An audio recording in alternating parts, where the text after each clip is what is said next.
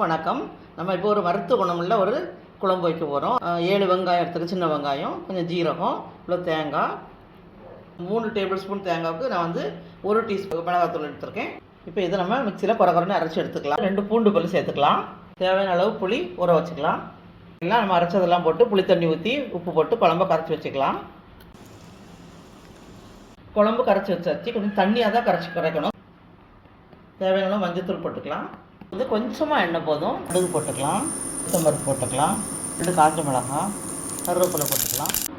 இப்போது கொஞ்சம் வெந்தயம் போட்டுக்கலாம். தேவையான அளவு உப்பு போட்டுட்டு இதை கரைச்சி வச்சுக்கலாம். பாருங்கள், நுர கூடி கொதிக்கிற ஸ்டேஜ் வந்திருக்கு. ஆனால் கொதிக்கக்கூடாது. கைப்பிடி நிறைய கீரை, முருங்கைக்கீரை இப்படி போட்டு இப்போ திருப்பி அடுத்து நுரக்கூடி வந்திருக்கு. இந்த ஸ்டேஜில் கொதிக்கிறதுக்கு முன்னாடி இதை அப்படியே ஒரு மூடி வச்சுட்டு ஸ்டவ் ஆஃப் பண்ணியாச்சு. இப்போ 5 நிமிஷம் அப்படியே வச்சுட்டு எடுத்து யூஸ் பண்ணிக்கலாம்.